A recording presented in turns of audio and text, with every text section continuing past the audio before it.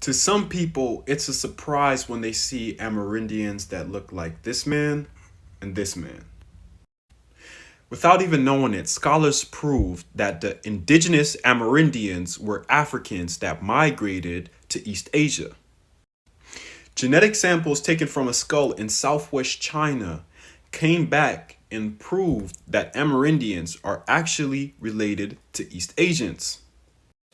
Here's where it gets interesting. It's an easy search to find out that the Chinese DNA shows that 90% of their genetic makeup traces back to their ancestors that came from out of Africa.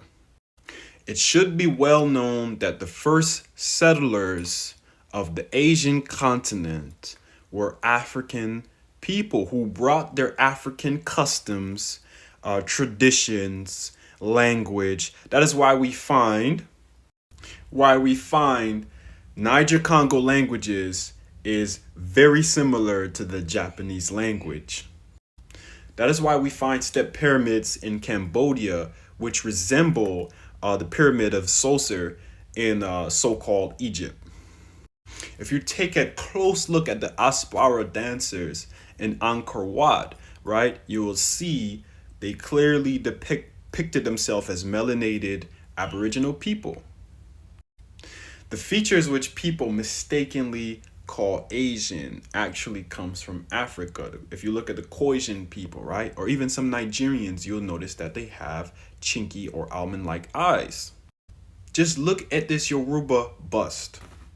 Tell me that this does not look like statues that can be found in China and Japan, so on and so forth. As the caption says, these are Korean men. One thing that is distinctive about Korean men is the type of wide-brimmed black hat worn at this time in Korea. Here are more Korean men at the turn of the century. All right, I really like this photograph of this Fucha woman from Fujian province, Japan. She reminds me of an AKA black woman that I know who has very similar features.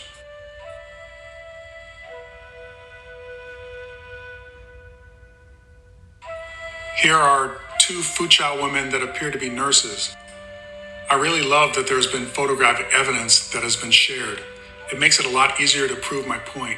Unlike when I am Even our gods is here. Look at this Incan symbol. The Dogons of West Africa proudly wear their Kanaga symbol.